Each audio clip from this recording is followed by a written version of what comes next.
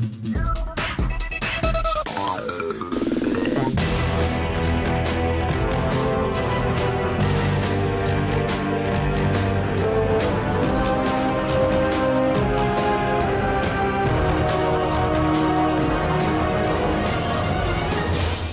up YouTube, Dal here from Zephyr War Games, and today I'm bringing you a suggestion from Eslo Wiggins, who kind of suggested doing Punk Thunder Dragons. Now I've been looking at a way of updating the Punks, my Thunder Dragons for a while now, and his suggestion of the Punks is actually a really good option. So I've put this build together, I've done a bit of testing with it, and this is basically a list that you guys can test out, trial out, and kind of see if it works for your playstyle if you want to be keeping Thunders around. With all of that out of the way, please smash that like button, hit that notification bell, and subscribe so you don't miss out on any more upcoming content. So for the Punk engine, of course, you want your most important card of triple Foxy Tune alongside double Z Armin, one Ogre Dance, one Deer Note, and then just for those odd occasions, the one Yugioh Punk. Now, the idea behind this is, if you wanted to, you could put Z-Armin up to 3, but your other normal summon that you're going to be playing around with is your Aloof Lupine, because we know how good that is on its own. So what you really want to be doing is, if you were to open up E-Telly plus, let's say, Aloof Lupine and a Thunder monster, you're going to be able to pretty much go full combo, because you can, with the right Thunder Dragon monster, being Thunder Dragon Raw, which is a level 5, still complete the level 8 Chaos Dragon play. So what you do is you search out your Foxy Tune off of your Z-Armin, and then if you've normal summon Aloof Lupine, do the combo, normal stuff there, banish a Dark, summon Raw. Banish Raw, summon Dark.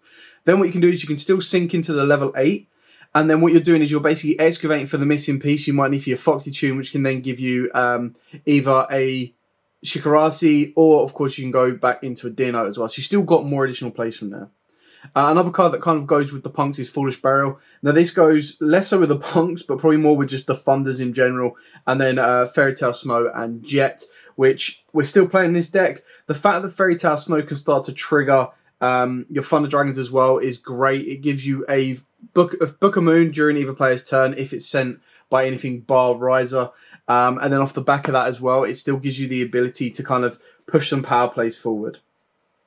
So, for the Thunder Dragon monsters themselves, you're going to be maxing out on your Darks. This is obviously the most important card. So, if you're going second, you want to drop this from your hand, as it is a quick effect. And basically what that will do is that will replace itself, but also put a Thunder in the graveyard that can be used to set up your Chaos plays. You've then got Triple Raw, so this is the main one you want to be banishing off of a Lure. You want to banish it off of a Aloof Lupine. You just want to see it, which is why you max out on it. Triple Thunder Dragon, not only can this trigger Titan during your turn, but the idea is that you can ditch one and search out more, or you can start putting multiple lights in the graveyard. It again can help you with your Chaos plays.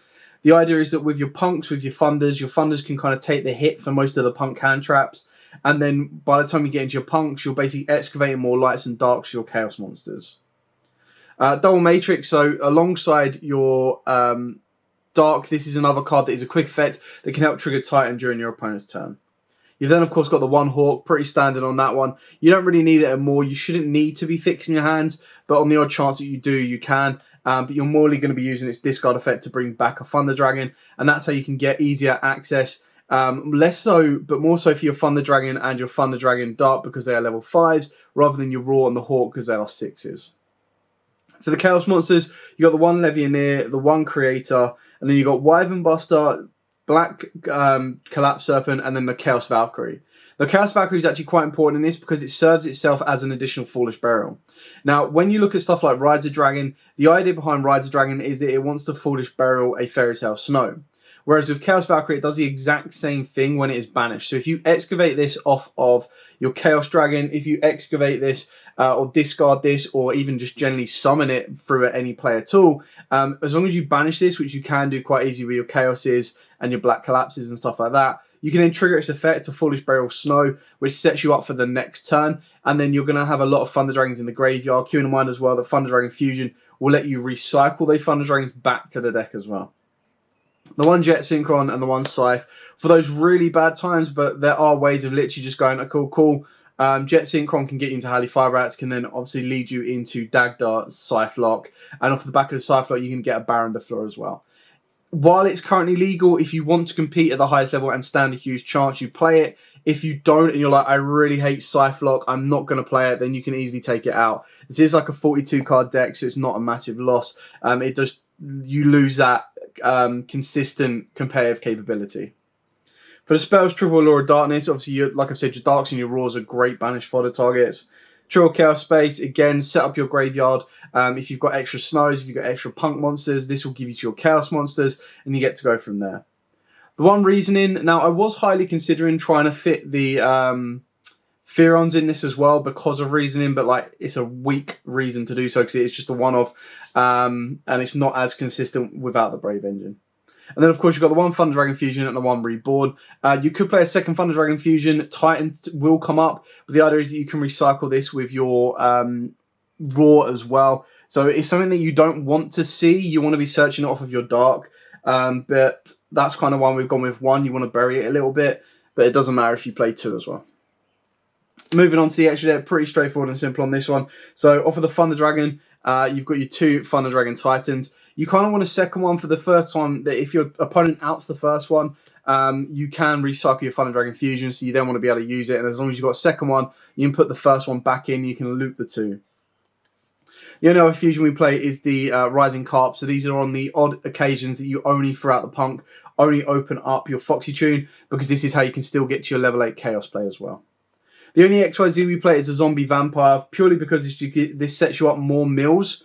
So the idea behind this is when you use the punks to make your Chaos Ruler, you can actually bring back a level 8 instead of a level 3, overlay into the Zombie Vampire, and then mill an additional 4 cards and revive one that is from the grave to the field. So that can trigger like another Thunder Dragon, because you can bring it back and then link it off into a generic Link 2, or climb higher if you need to. The only downside of the Zombie Vampire, which is why you might want to consider Ding instead, is for the pure fact that sometimes milling your opponent can actually be more beneficial for them, and it's something you might not want to do.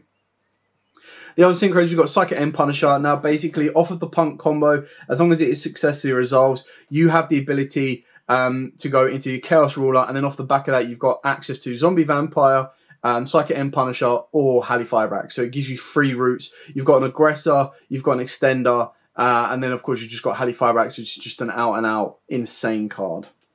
Battleon de Fleur alongside Hot Red Dragon, and then of course TG. So all these are pretty straightforward. So the idea is that when you make Hulk with this, you summon out Jet Synchron, you bring this back by banishing Light and Darks, again triggering your Thunder Dragons, bring him back onto the board, sync with the Jet Synchron into an Abyss, and then if you really, really wanted to, you still have that ability of using Jet Synchron from the grave, and that can then help you go in a different direction as well. For the Link monsters, we've got the one Relinquish Anima for those one times that you do open up Jet and you do need to get it into a Halley Firebrax play. Dagda, Selene, Appaloosa, and then of course your access codes. So you've got your Defender and you've got your Aggressor. The only issue with Selene is that we haven't got Effect Vader in the main, so it's a little bit more difficult to make Selene. I was considering putting Dark in place of Artifact Dagda, so that's kind of something that you need to look into. It's like, well, if I'm not going to play the Scythe-Lock, that can go into Dagda, and then it also means you don't need to worry about your Wonder Magician, because you can change that to a Formula Synchron, and then by doing so, you can start looking at other Synchro options for you. Other than that, the only other way that you're going to be getting into Selene is the very basic combo of you go Halley Firebrax, summon out Jet Synchron into Anima, as it is a spellcaster. Anima plus Halley Firebrax into Selene. Selene into Access Code. So that is your route of getting that pretty basic OTK play. And that's kind of ideally what you want to be looking for. That can all be done off of the back of E-Telly as well. So it does give you that balance between the best of everything that you need in order to kind of see the game through until the end. Anyway, thank you so much to Yugioh Wiggins for this one. It was always nice to kind of pick the Thunders back up, give them a change, and just see how they kind of operate. And they do work really, really well. I think the Punk engine is just such a good power play engine right now. It's probably the cheapest of the 3 when you look at stuff like Furions, Brave, and then Punks. Even though Foxes are still quite expensive, you're looking at the most, if you were just to play Foxes and no Ogres, you'd be looking at like £60–70. But I still think that's good for a very powerful Synchro engine. Anyway, thank you so much for watching. Don't forget to like, comment, subscribe, share. If you want to see more from this deck, please smash that like button. Get above 50 likes in the first 24 hours, and I will do that for you. As absolutely always, guys, stay safe. And of course, happy dueling.